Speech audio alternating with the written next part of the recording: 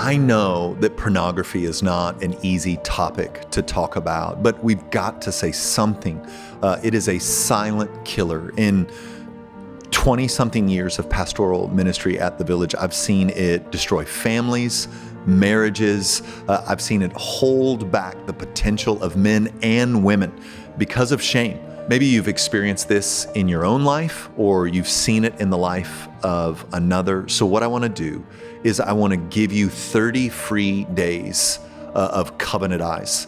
And the best way to go about doing that is go to covenanteyes.com and use Overcomers in all caps. And that's 30 days free for you to test drive what I think is the most effective to hinder access to pornography and come alongside a man or woman struggling with this in a way that you can feel supported and encouraged in the fight. Again, you can go to covenanteyes.com, all caps Overcomers, or you can just click the link in the show notes.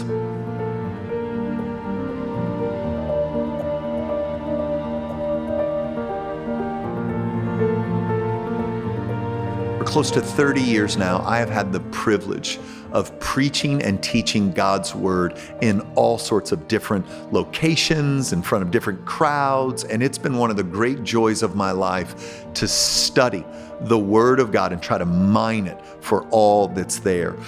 That used to involve, having 20 books open on a big table with a spiral notebook and 1,000 other little helps with a BDAG. And about 15 years ago, that began to change for me as I began to migrate over from everything being paper to using Logos Bible study software. I learned what it would take me 2 hours to do in books and paper. I could handle in sometimes seconds. So if you're a student of God's word, whether you're a preacher or not, I cannot commend Logos to you more fervently. It has been a lifesaver in the ministry for me as I preach week in and week out, sometimes more than once a week. I feel prepared and capable because of the ease and the speed at which Logos brings to the scriptures. If you're interested in that, you can go to logos.com/overcomers. There's a discount waiting for you there. And I want to encourage you, this can take your Bible study to a whole new level.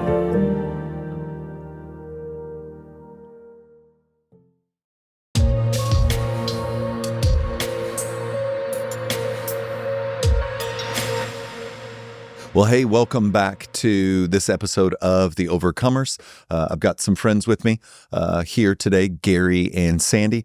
And what we're wanting to talk about today is we've been kind of talking through the four horsemen of the apocalypse. And what I want to talk about today with your story is tied to what the black horse represents. And so what we see happening in Revelation 6 is from the throne room of God, these creatures call forth at the breaking of seals, these four horsemen. And the black horse in particular comes with scales. And those scales measure out a poverty ration of food for people, but is commanded to not touch the oil and the wine. And what you see happening, there's two separate things. One, it's physical famine, in that like all the stuff that you might think of, like late night TV, with a baby with a distended belly and, no hair with flies on its face, that kind of famine, physical famine. But I've always believed that the add-on sentence of but leave the oil and wine is there to help us understand, hey, this is also spiritual famine. This is you have everything you need to stay alive, and yet you have all the luxuries of life, and yet you're starving. And so I thought this couples really well with the prophet Isaiah when he's like, how long will you buy bread that doesn't satisfy you when you have, it's a allusion to what Jesus would teach about himself being the bread of life. And the invitation from Isaiah is to come and buy like the bread of life, come and drink wine, come and receive the nourishment of God without cost, like for free. How long are you going to dig these cisterns that don't hold water. And so that's kind of what's in view. And then I thought, man, you guys have a great story from the outside, like life looking like something to ascribe to, something to chase after, but really internally and behind the scenes, it was a little darker than that and filled with kind of despair and trying to figure out what'll satisfy. And so I thought that's what we would talk about today, just talk about y'all's story. And so I always kind of start in the same place. We're going to talk just a little bit about how we grew up. And so it doesn't need to be super detailed. It's just kind of, this is a general sense of the home I grew up in. So grew up going to church, didn't grow up going to church. Mom and daddy were like this. So why don't one of you start and just tell me a little bit about your home growing up? Want me to kick us off? Please. Awesome. Yeah, so I was born in Ohio, but grew up here in Texas. My parents divorced. I guess it's in the 4th grade when we first moved back to Texas, I guess, or my parents moving back to Texas anyways, and grew up early childhood living with my grandparents, my mom's parents. We all lived there for a while until they gifted her some land, and then a house was built. And eventually my dad would actually come back to Texas and they would remarry. Church-wise, we went to a little sleepy Methodist church there in Marshall, Texas. Okay, East Texas boy. Yeah, for sure.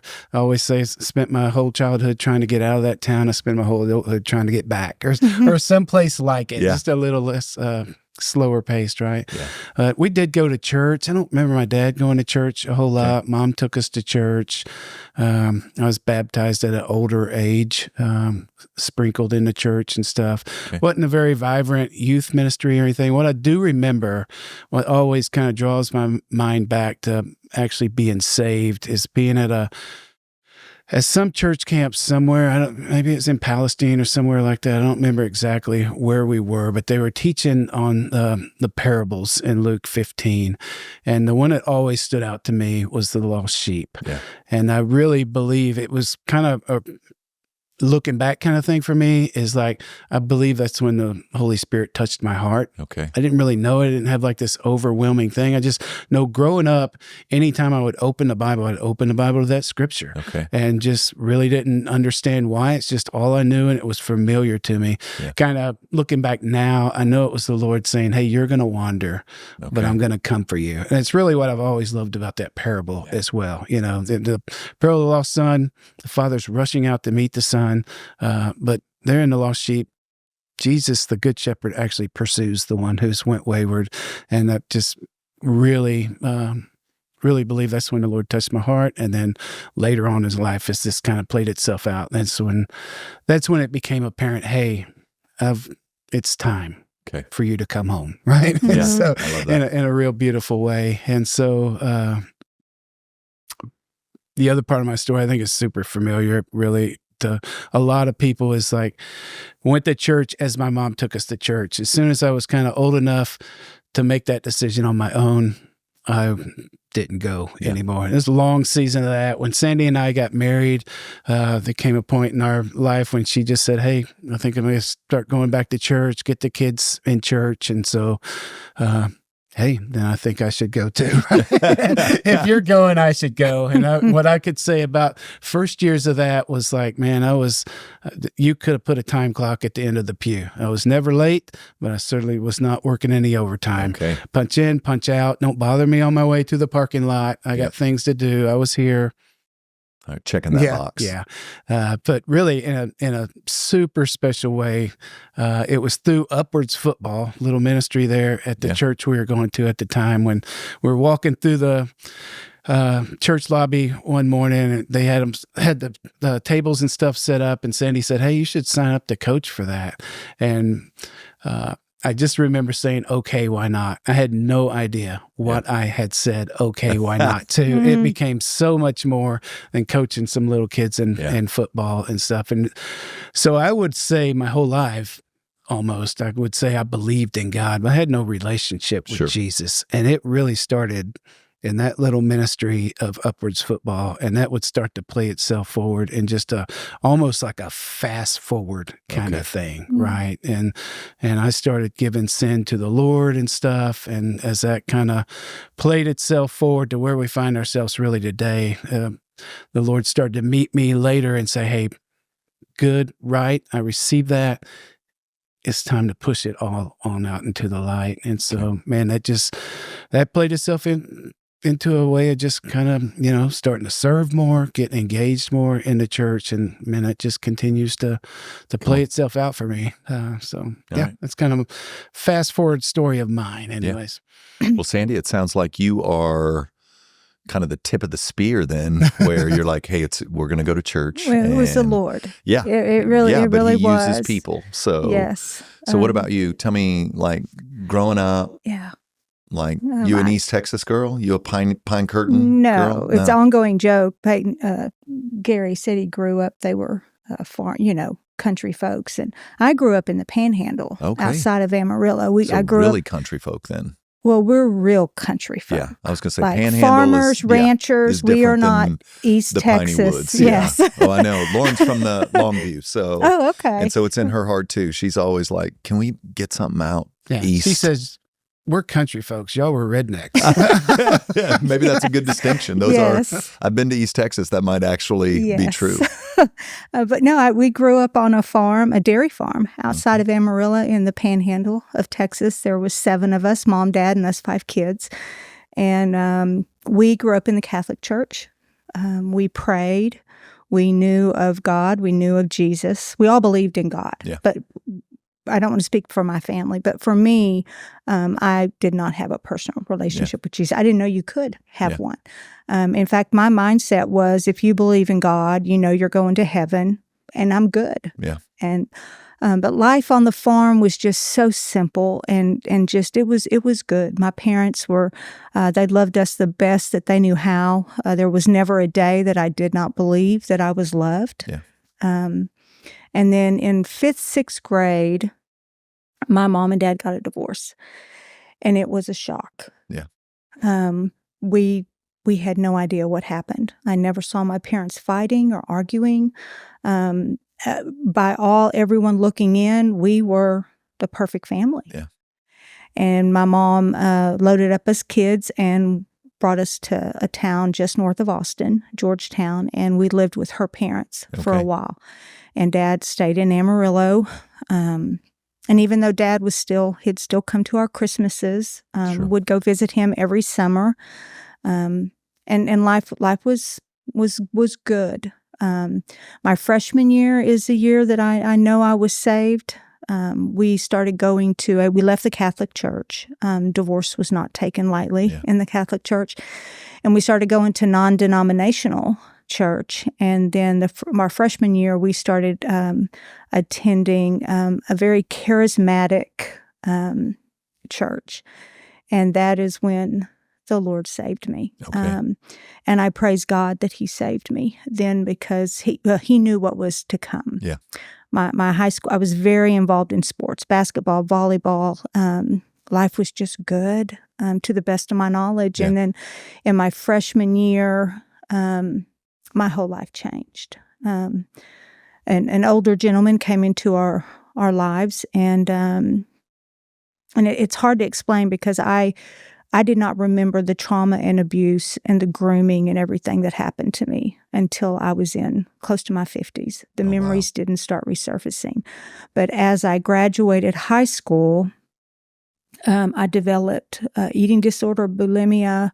I went from being a very outgoing, vibrant, good grades, to dropping out of everything I loved, full-blown bulimic, and hated myself. I have gone back and looked at my yearbooks, and every photo of me in the yearbooks was blacked out with a black Sharpie, But then as I moved back to the Panhandle after I graduated high school, and I didn't remember what happened to me, but I was living out the trauma of what happened to me. Yeah. And in my 20s, and into my 30s. That is when heavy drinking, heavy promiscuity, just self-hatred that turned into control, where I had to control everything in my life, including the men in my life. I mean, but I remember crying out to Jesus, that time. And so he was there with me, even though mentally I was very unstable, and physically I got into, joined a gym and got into bodybuilding because I had to be beautiful. I had to be loved. And so it was through physical. And anyone looking at me, they had no idea. Yeah. I mean, I presented a very well put together Sandi. And so, I was addicted to working out. I was into bodybuilding, but behind closed doors, I was purging 3 to 4 times a day. Okay. I was drinking basically every night. And but my childhood overall, until my freshman year, it was good, and my parents were just good people. And the older man was a friend of the family, or a... He was a friend of the family. Okay. All right. Sorry. Yeah. And then how does the East Texas boy and the Georgetown girl, where do those two ships cross in the night? Well, in my 20s, I met a gentleman, and we married and went to California, where he lived, and that's where I had my first child, Sarah. And during that time is when the eating disorder stopped, when I became pregnant. Praise God. Yeah. And then I was out there for about 4 years. That marriage did not survive. And then I started working at a place. We moved back to Dallas, and I started working at a company, and that's where I met Gary. Okay. Yeah. And so you just I kind of skipped one part there. Just kind of that wandering part for me looked a lot like kind of Sandi's story there. Just lots of alcohol. I was introduced to that super early, and drugs and everything. And really moving from small town East Texas up to the big DFW area in 1989, just kind of, swung the doors open for that to just evolve in great ways. And so I ended up finding the job that we met at through a friend of mine. And it just kind of, as coworkers and stuff, and we'd gather for, go after work for drinks and stuff like that. And it just seemed like I would really say she pursued me in a way, and it's a super broken story, right? Because our relationship started in that sinful fashion. She was still married at the time. But the Lord saw fit to draw us together all the same, and redeemed and restored that. But man, that relationship, starting on that foundation like that, that's just tough. It grew on that foundation, right? It did not grow on Jesus. And I would say even later in life, as we did find ourselves going back to church and stuff, that was goodness, a good 10 years into our marriage, maybe. I can't remember how old Peyton was, but and so, man, our marriage was fun, right? Yeah. We lived life to the full, even beyond our means, financially, certainly, emotionally and spiritually. We didn't know that at the time, but we would have people affirm our marriage in ways like, we hope my marriage can be like y'all's, or boy, y'all have such a most wonderful, beautiful marriage. And I think that really speaks into that just kind of front, you're kind of talking about with the horsemen and stuff. And so for Sandi, I think it played out in a way where she all of a sudden felt like she needed to live into that. Yeah. And for me, it was more about believing the lie. Okay, this isn't so broken and bad. People are actually affirming that this is good and right. Yeah. Where as time went on, especially as both of us started to develop that relationship with Jesus, that just started to be exposed. And then the foundation got super shaky, which it always was, right? It was not built on anything firm. Yeah, you couldn't feel it. But now the Lord was really starting to shake up that foundation. And that that looked like any number of things, right? It was always bathed in heavy drinking. Drugs really wasn't a thing anymore. Pornography, that's viewing those things together, separately. The internet was born right into our beginning of our relationship, which, again, it just opened more doors that we shouldn't have walked through. Yeah. But we did, right? Yeah. And so, yeah, it just starting like it did, and then us just kind of pursuing it in a manner that was so worldly and so really sinfully. It continued to get worse, although it looked better on the outside. Right. It really did. Isn't that wild? One of the great themes of the New Testament is this idea of accountability, that you and I would be shield to shield with other brothers and sisters who encourage us, strengthen us, call us to holiness, and support and help us through rebuke and correction when necessary.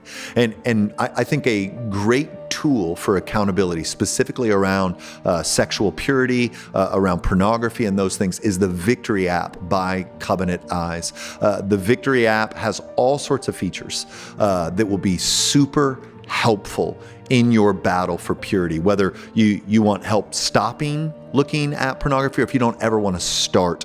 Once the Victory app is uploaded to your phone, it's working in the background with kind of cutting edge technology. They've got some AI features that are involved, and it's not just like making sure you're not seeing the things on the screen. It is looping in allies to support and help you. It is recovery material to let you get underneath the compulsion towards pornography. It is ongoing chat and support in a moment where you feel weak and aren't quite sure who to call in or who to ask for help in the struggle. And here's what I would love to do. I so want you to walk in the victory of sexual purity. That, man, I'm offering through the Overcomers 30 days free on this Victory app. And so if you go to covenanteyes.com and then use Overcomers in all caps, it's 30 days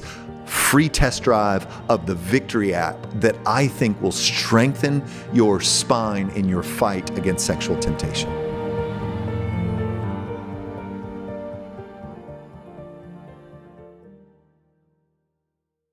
You know, pastoring where I pastor, like this story is probably one of the more common stories. So I have to believe that people listening or tuning in right now, that there'll be some of this where like everything that's presenting is that life's good. I mean, we've got a new car and we just moved into a new neighborhood. And man, I've seen like people in service while I'm preaching, husband arm around wife, taking notes while I preach, hands raised when we're worshiping, and then, you know, comes to light there's all sorts of violence and perversion in the home. And on more than one occasion, like a kind of darkness that would make, you know, some demons blush. Yeah. Mm-hmm. But everything being presented is that we're the perfect couple and living the perfect life, and our kids are perfect. And so it feels like that actually creates a pressure in this area to be that, which is why I think we preach the way we preach and go hard the way we go hard. Just go, no, that's not real life. We want to do real life here. And real life has highs like that, but it also has some lows like that. And don't be the fool whose house is on fire and pretending it's not. And so, what is your public front, if you will? It's all together. Like people are affirming, oh my gosh, I wish my relationship was like yours. And, you know, in the background, there's drinking, watching pornography together, watching pornography separately. What becomes the breaking point or was it a series of movements that lead you back to Luke 15 and Jesus leaving the 99 to come grab the one? Yeah. So for me, this was the very first year of our marriage. I was traveling for work and was down in Houston for work, and ended up hooking up with an old friend and going out with those guys. And again, just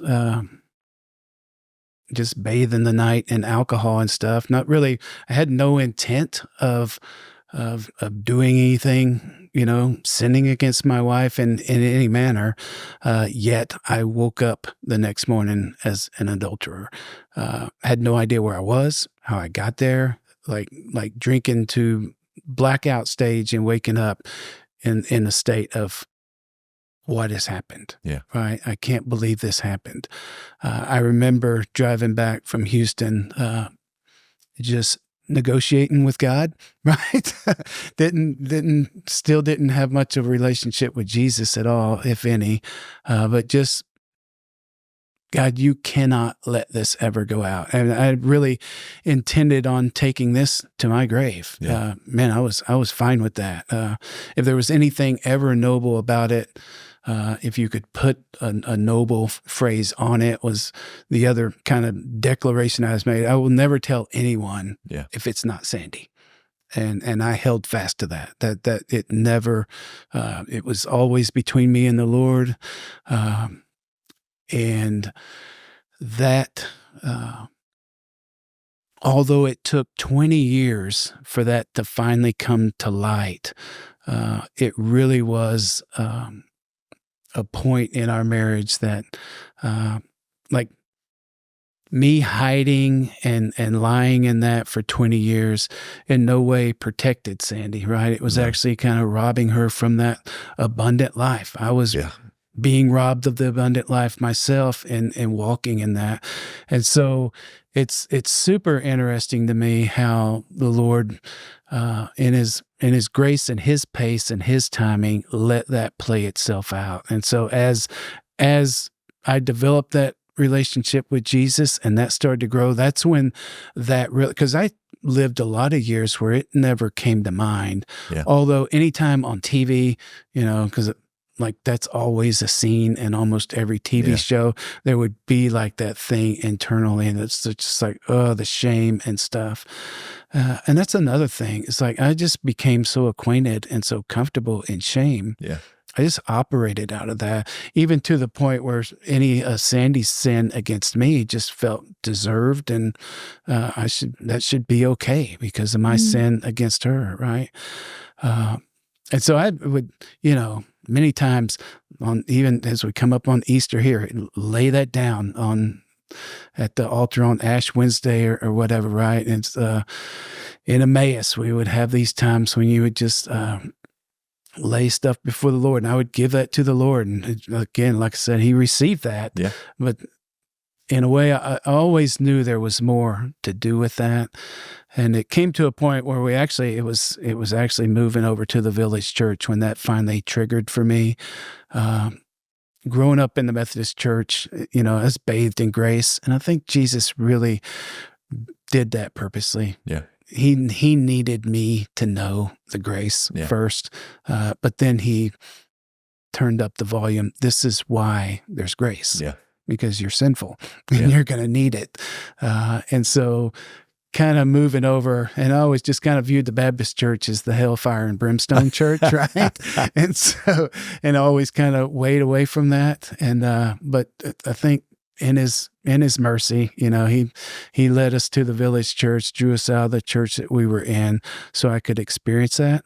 And, on both levels, right? Because it's preached so well in that church that, both these things are true. There was a point in my life where I was struggling with it so much internally. I was just, again, having this conversation, but this time with Jesus, and like, all right, if this is you, I need a sign. Yeah. because I don't want to be tripped up by the enemy. I was starting to understand spiritual warfare and all these other things.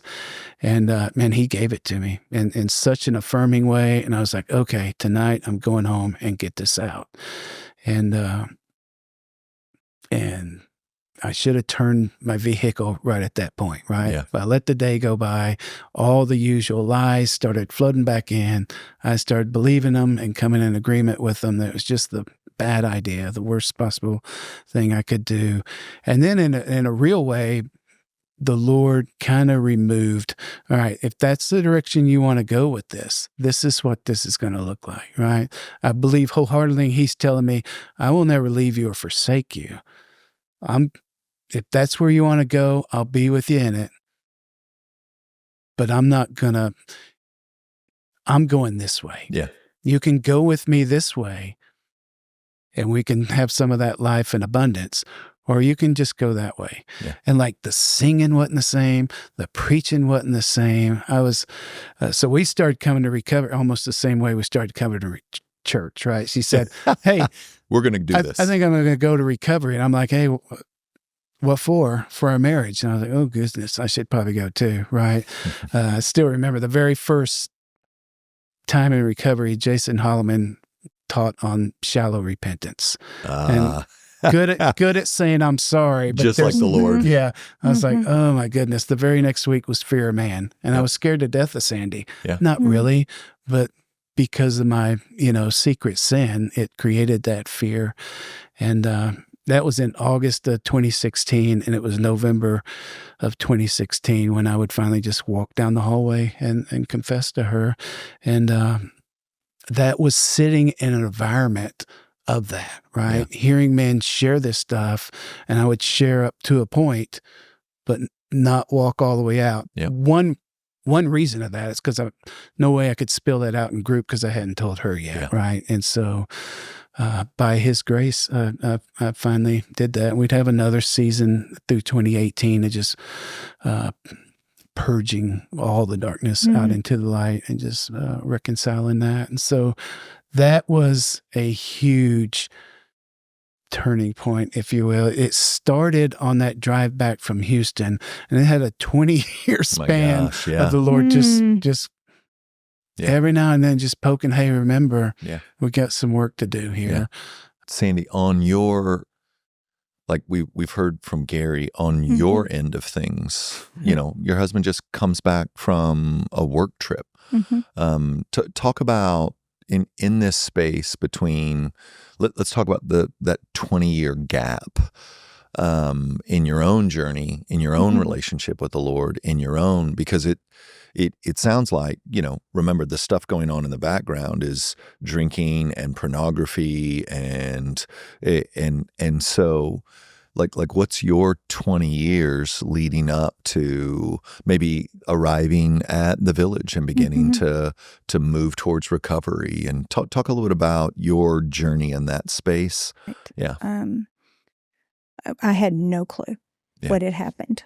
He even reminded me that when he got home from Houston, I think we all went out to dinner. And I do remember that. I was so excited he was back home. And then just fast forward, mentally, I was slowly deteriorating from just my past and what we were unaware of just how broken our marriage was. Yeah. And so up until my mid-30s, my mental state was deteriorating.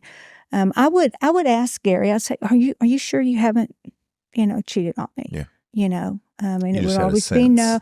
I knew something was not right. Yeah. But when you had, and at that time I had started taking some antidepressants. And so whenever I would contact friends or family and say, God, I'm just concerned, the majority of the time the answer was, are you taking your medicine? Yeah. Okay. Mm-hmm. And Gary doesn't have an enemy. Okay. Yeah. Everyone likes Gary. And so during that time, I kind of became the crazy wife. Yeah. It was in our mid-30s that the Lord placed a couple next to us, next door. And boy, the Lord used them just to open up our eyes to the dangerous things we were doing, especially with sexual perversion. Yeah.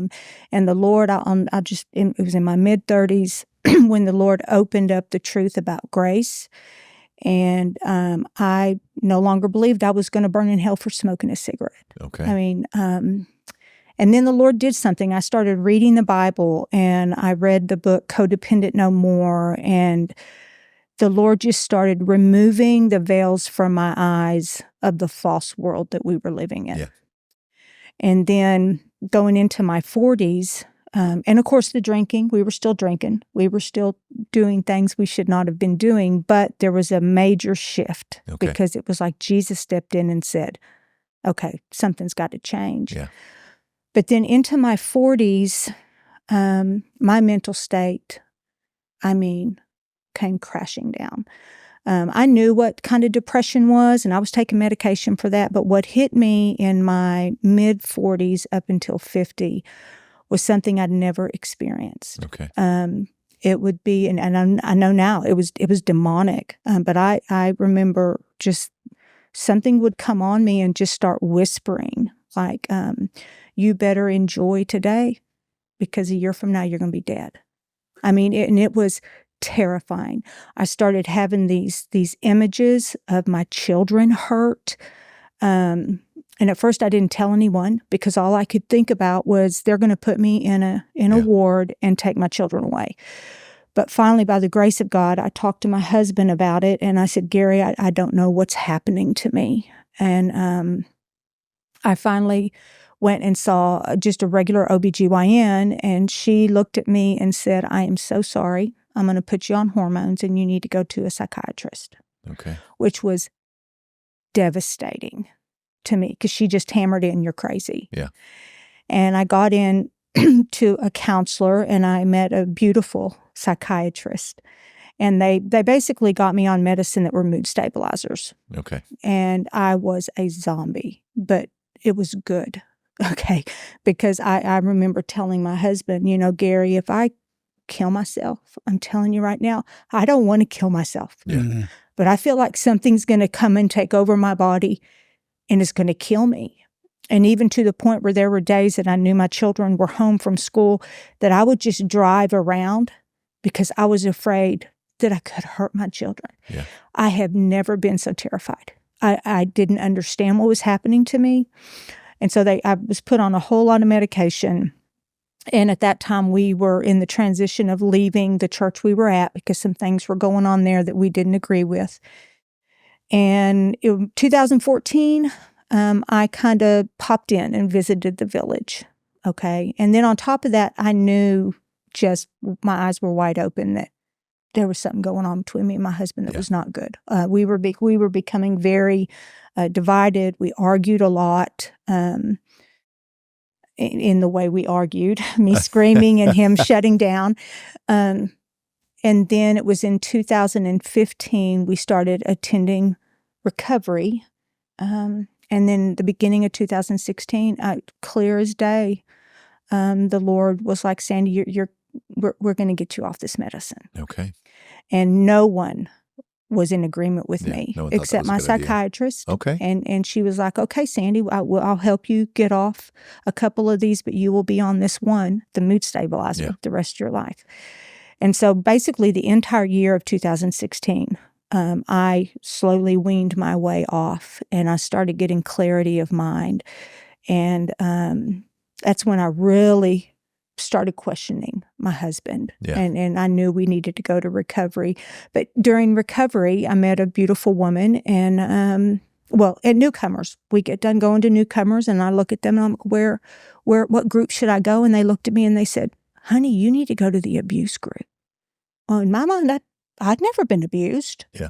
I was shocked, and I went home that night and we talked about it, and I said, "Gary, they sent me to the abuse group." And he looked at me and he goes, "Sandy, am I abusing you?"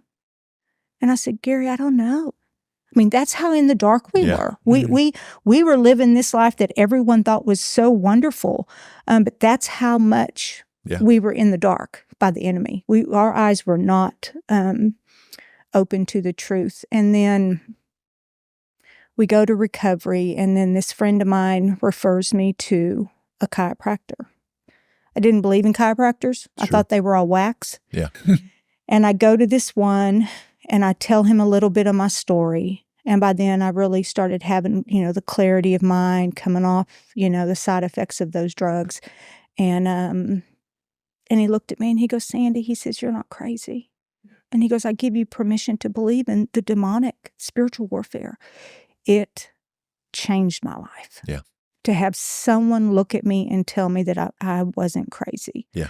And then from there, I started going into for inner healing and deliverance prayer, which was, other than the day the Lord saved me, meeting with King Jesus and letting him heal the broken pieces of my heart. And that is when a lot of the memories started resurfacing.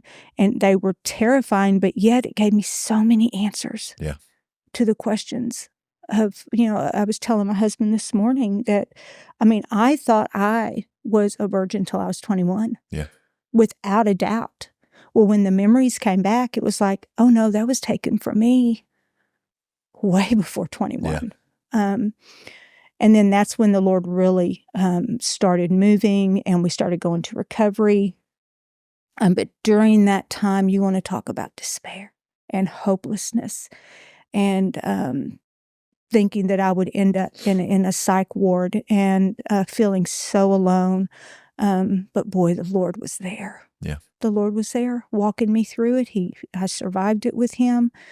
And then the day that Gary came into the bedroom, and I knew something was up, because for about 2 weeks before that, I think Gary was taking long walks, and he was doing stuff that he just normally didn't do. And at the time, we were remodeling one of our bathrooms, and he was remodeling it, and he was kind of throwing things and banging things. And Gary is very calm. He's not an angry person, but I knew something was going on. And at that point, we did not have a good relationship. And then he came, I was in the bedroom, and he came and he goes, Sandi, I got to tell you something. And he told me. And again, so many questions were answered. Yeah. But yet, it was rough. Yeah. It was rough, because that wasn't the only lie he told me. Lies build on lies. They do. And so for 20 years, I remember after he confessed, walking through our house, and I looked at all the pictures of our family over the last 20 years, and I started taking them down, because they were all lies. Everything at that point looked like a lie to me. And then recovery and the prayer ministry, that's where the Lord really, really met us. That's when we both broke into, he went to men's marriage rec, and I went to women's, and just very distinctly, was it the day after you confessed, or a couple days after? And the Lord just really, and it encouraged me. I'm sitting there reading the Bible, and it was the Lord. Gary walked in there, and I put my hand on the Bible, and I said, Gary, I said, the world is telling us our marriage is crumbling. Yeah. But this is telling us that it's not.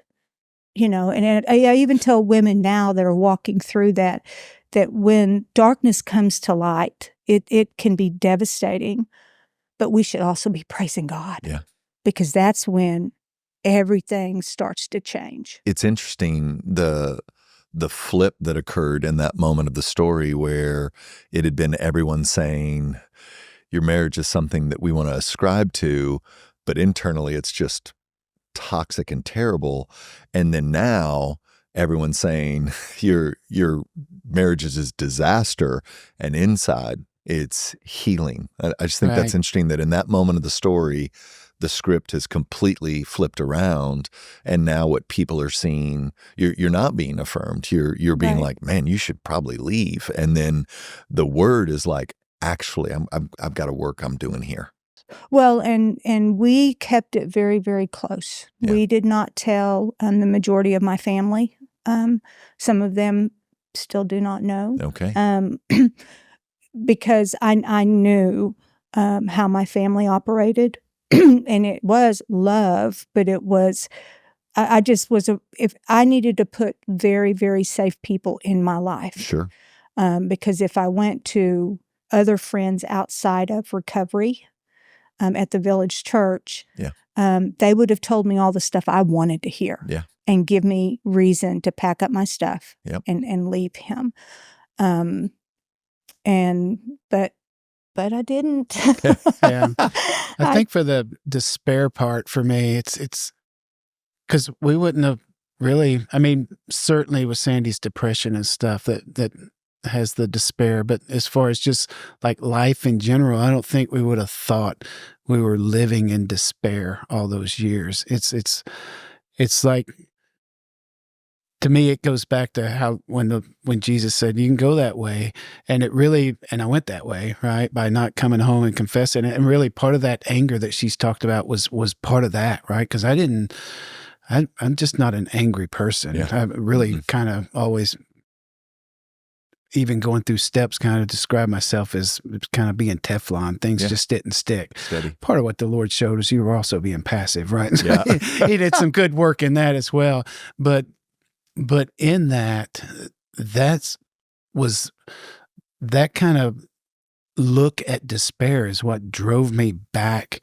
I'd tasted and seen that the Lord was good, right? We'd had some, at that point, really had some beautiful years in the church and serving and things like that, right?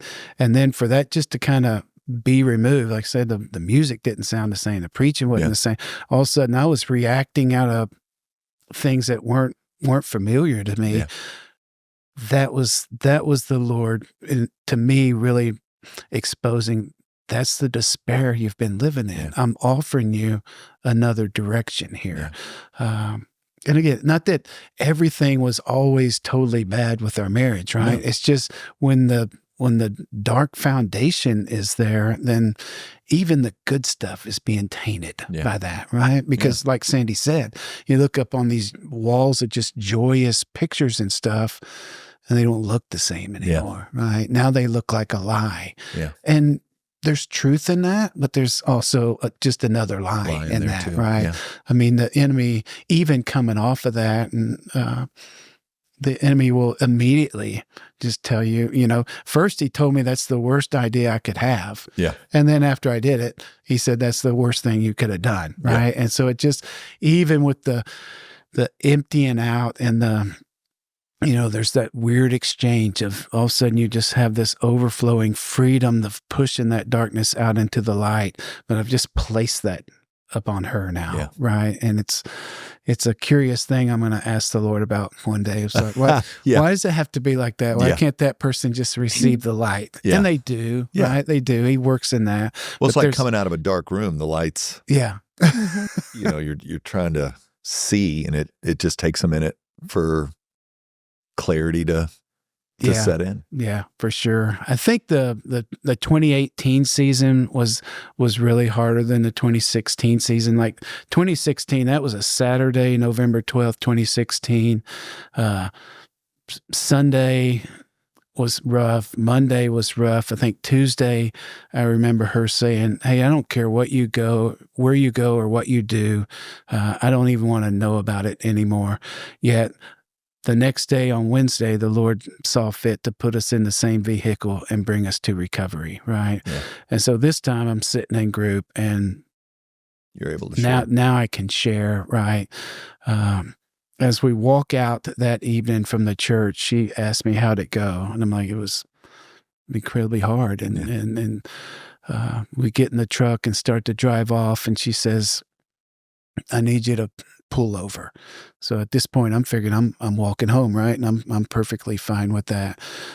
Pull over. She says, I need you to get out of the truck. Now I'm sure I'm walking home, right?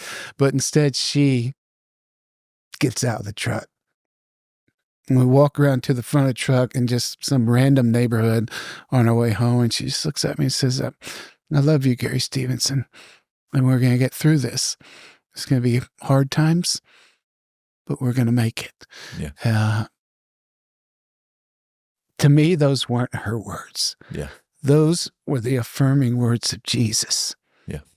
Saying, now you're going the direction that I got you pointed.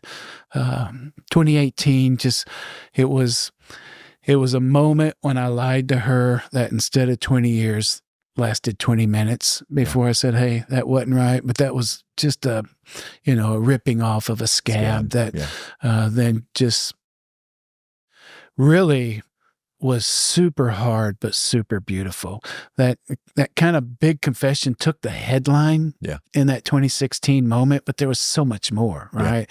All the debauchery and stuff that we walked through together, all the secret stuff apart on both sides, right? This opened the door for both of us to just continually to walk into the light. And even as Sandi wrestled with it,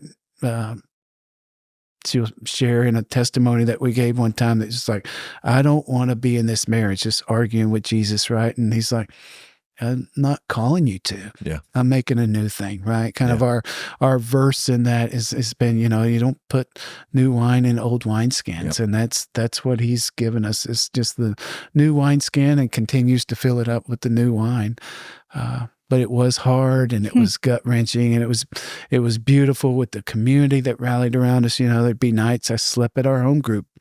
I'd sleep at their house just to make some space for the Lord to do his work. And but it was that tasted and seen part that's like really like, okay, there was really nothing she could have ever done.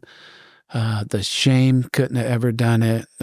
That would have caused that confession. Yeah. It was like, man, I had something that was really good. And then the Lord's like, here's what it looks like without that. Yeah. I was like, okay, I got to get that back. Yeah. And so if I lose my family, if I lose everything, I get to keep him. Yeah. That's going to have to be enough. Yeah. Yeah. In 2018, when Gary lied, and then he confessed and repented shortly after that, I have a prayer garden, and I went out there to sit with Jesus, because for the first time in my life, I had the courage to actually leave. Yeah. And I wanted to leave, and I was done. And I'm out there, and I'm screaming at the Lord. And just so angry that I finally have the courage and the strength to leave an abusive situation. And he said, no, you're staying. And he very clearly, if I've ever heard the Lord talk audible to me, it would have been that day when he said, get your eyes off your husband. Yeah. I've got your husband. Get your eyes on me, Sandi. Get your eyes on me. And that was when I took Gary off the idol. Yeah. I took him off the throne. I put Jesus up there. And from 2018 until I'd say even this year, it's been continual freedom. It's been hard and raw, but the beauty of it is we no longer have shallow talks. Yeah. I mean, prior to 2015, we never talked below the surface. Yeah. We didn't. We said we were best friends, but we didn't know each other. Yeah. And over the last 7 years, marriage is more beautiful than I ever imagined. I'm comfortable in my own skin. I'm able, and it continues to get better. But I can honestly say that I love my husband in a love that I didn't even know existed. Yeah. When the Lord takes away all of the idols of control and perversion and despair and, we don't fight anymore. We talk. Yeah. We reconcile. We bring things to the light. I mean, immediately. It's just only Jesus. Yeah. Only Jesus could do what he's done in the last 7 years, and it continues to get more beautiful and more better. It's been fun to watch from afar. Mm-hmm. The movement from just occasionally being there to being there consistently to praying for others to it's been fun for me to watch. Here's what I would love. So right now, somebody's listening to this. They're in their car, they're at the gym, they're in their home office. I'm not sure where they are. And their lives somewhat mirror yours, maybe not perfectly, but they they know who Jesus is. They go to church occasionally. They would consider themselves Christians. They probably have similar backstories. They were raised Catholic or raised Methodist, or, but the truth is, all of that, and they might not even be aware of it. Maybe something you've said triggered something, but right now it's just a front. Like, there's no real love for Jesus. There's no real intimacy with him. There are maybe secrets that one of them's holding on to. There are levels of despair that maybe they're unaware of yet. They just know something's not right. If you could say something directly to them based on how Jesus has brought you into this season that you're in, what would that be? If you were just going to share a few little, hey, this is worth it. I would consider this. Here's something to think about. Yeah, it is worth it. At the time, I tell my children, you've got two hearts. Life is hard, period. Yeah. But you have two paths. You can go hard with the world that ends in death, or you can go hard with Jesus that ends in life. Yeah. You got to pick your hard. And picking the way with Jesus, I knew he said it was good and he's trustworthy, but I am now to a point where he is so much good than I ever dreamed. Yeah. He is so trustworthy. He's so faithful. That he will see you through it. Just do not give up. Get yourself surrounded by a gospel-centered community. It changes everything. Yeah, it does. It changes everything. And it just is overwhelming. I mean, my mind still cannot grasp the beauty of Jesus and how good he is. What he's done with me individually, how he has restored and redeemed and just crushed the spirits of guilt and shame and control, of freedom I never knew existed, that he did in me. And then because he's done that in me, it's now our marriage, and then for generations to come, our children, our grandchildren. And so I'm a living testimony that he can pull you out of despair and darkness and perversion and addiction and suicidal. All of those things, I'm living proof of it. Yeah. And there's no regret. He also takes care of the regret, and he turns it to beauty and testimonies. And he continues to get bigger every day. God, how could you get bigger? Yeah. And he keeps getting bigger. Yeah. And all the glory to him. Yeah. Yeah. Amen. I don't take credit for any of it. Yeah. I would just share that. So I've walked both sides, right? And so I've walked in the double-mindedness. I've walked in the perversion and brokenness and just all the earthly things, right? The lists go on and on throughout the Bible. And now being on the other side of it, I would just commend to people that, man, it's just better there. It's when Jesus promises life and life in abundant, it's not found in those other things. Mm-hmm. It's those things are robbing you of that on a continual basis. They robbed me of that on a continual basis. It robbed our marriage and our family and everything. And once we made the turn and started, walking in the light, and man, I share it with guys all the time. Just it's not that you sinned, it's that you stayed in it. Yep.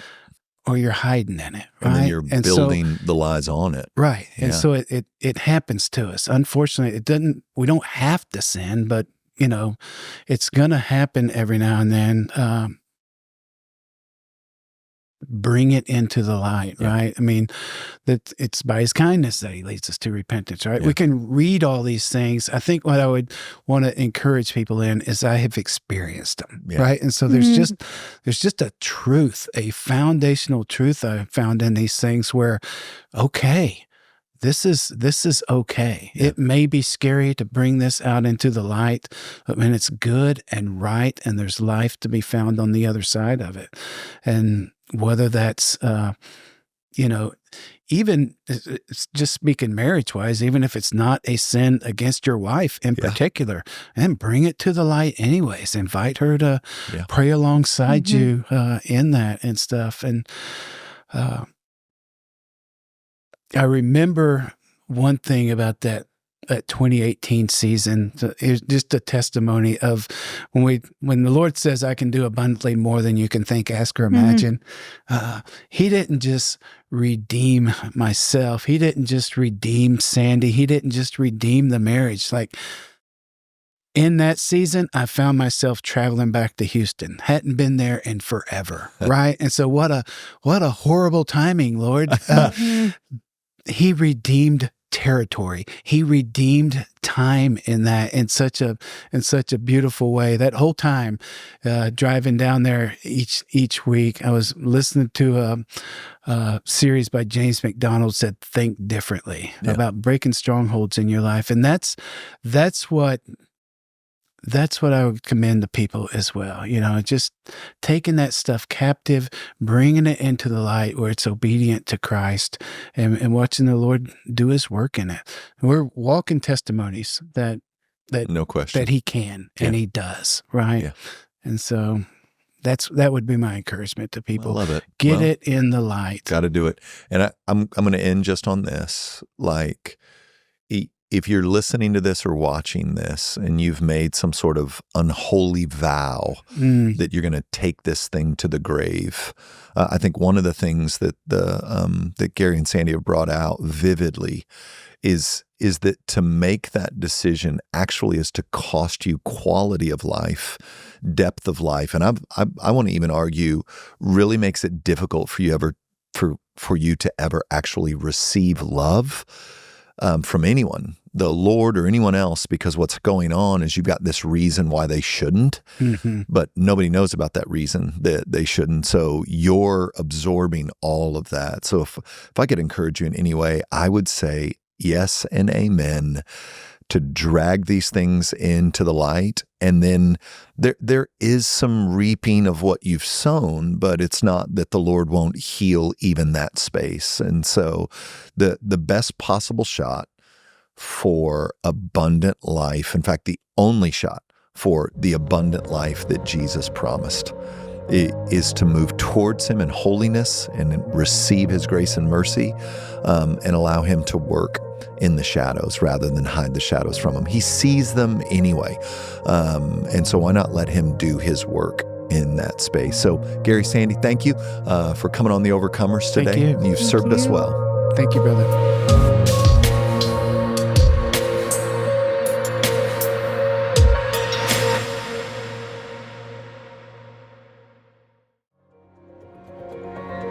Man, I turned 50 this June. I've been following Jesus for 30 years. I've been pastoring for close to 25. And I feel as committed as ever to the cause of Christ in this day, and you being equipped and empowered to follow him as an overcomer in this moment of history that God's put us in. And so one of the things that I've done moving into the second season of my life is I created the website, pastormattchandler.com. There's all sorts of resources there. There's a monthly newsletter for those who are in ministry, and then those who are just following Jesus day in and day out as a lay person. And then, I wrote the book, The Overcomers, as kind of just kind of a push of like, we can do this in this moment. We can love, and with the compassion of Christ, push back darkness and see order established in the chaos of our day. In fact, it's what God wants to accomplish in and through us in this moment of history. And so head to pastormattchandler.com. You can find those resources there. Sign up for that newsletter. You can even buy the book, The Overcomers, right now if you haven't had a chance to read it just yet. I think it will encourage your soul.